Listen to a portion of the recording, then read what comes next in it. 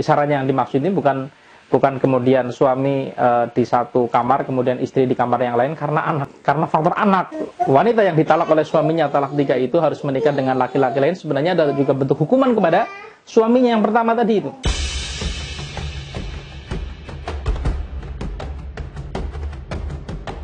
Support kita agar channel kita lebih berkembang dengan cara mengklik like, subscribe, dan share agar kita bisa berbagi dengan teman kita yang lain.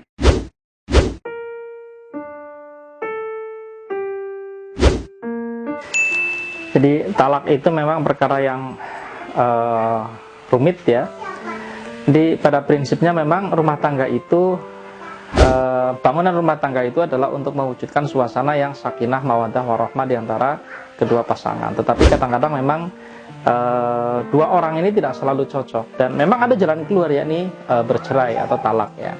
Nah, dalam Islam memang talak ada 3 kali ya, dan yang boleh dirujuk itu 2 kali.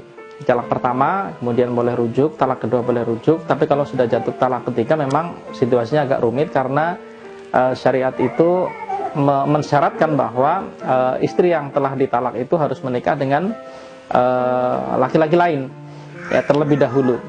Dan menikahnya istri dengan laki-laki lain terlebih dahulu itu adalah untuk pernikahan yang normal. Jadi bukan kemudian menikah pura-pura, mereka menikah sah, terus kemudian setelah itu mereka bercerai dengan maksud agar istri bisa kembali ke suaminya yang pertama. Bukan itu ya, malah itu termasuk diantara dosa besar. Jadi memang menikah secara normal dimaksudkan untuk selamanya, tetapi ketika dalam perjalanannya kemudian terjadi proses perceraian, maka istri yang tadi telah menikah dengan laki-laki lain boleh kembali ke suaminya, boleh kembali ke suaminya yang pertama.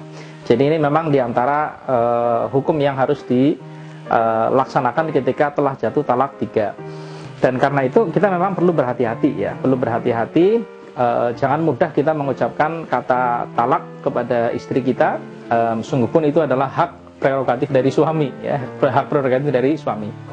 Nah, ketika ada misalnya gejala-gejala ketidakharmonisan dalam keluarga ya, sekali lagi sebelum kata talak itu jatuh mestinya memang ada hal-hal yang harus dilakukan terlebih dahulu ya. Umpamanya misalnya pisah ranjang ya, pisaran yang dimaksud ini bukan kemudian suami di satu kamar kemudian istri di kamar yang lain karena faktor anak. Misalnya suami istri punya dengan anak yang kecil, kemudian suami dengan anak yang besar. Bukan itu, tapi benar-benar pisah ranjang karena dalam posisi mereka sedang ada masalah ya.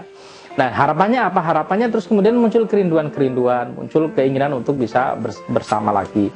Nah, kemudian yang kedua, umpama hal itu ternyata tidak bisa mengembalikan keharmonisan, maka yang kedua itu dikembalikan ke rumah orang tuanya ya, ke rumah orang tuanya.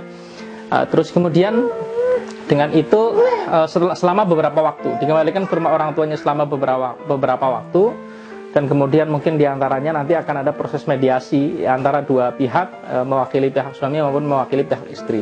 Baru kemudian setelah itu mungkin ketika sama sekali tidak bisa dilanjutkan baru jatuh talak, dan itu pun talak 1 ya, talak yang mudah untuk dirujuk lah ya. Kemudian nanti ada proses lagi talak 2 masih bisa dirujuk. Nah, kalau sudah talak 3 memang situasinya agak sulit ya. Dan ketika ada syarat bahwa wanita yang ditalak oleh suaminya talak 3 itu harus menikah dengan laki-laki lain, sebenarnya adalah juga bentuk hukuman kepada suaminya yang pertama tadi itu ya, bentuk hukuman karena dia sudah memberikan mungkin dianggap menyia-nyiakan istrinya sehingga langsung jatuh talak 3 ya. Jadi ini hukum yang berkaitan dengan talak 3 ya, boro-boro bisa langsung berhubungan suami istri ya, bahkan malah istrinya harus menikah dengan laki-laki lain ketika ingin kembali dengan suaminya yang pertama. Gini tuh.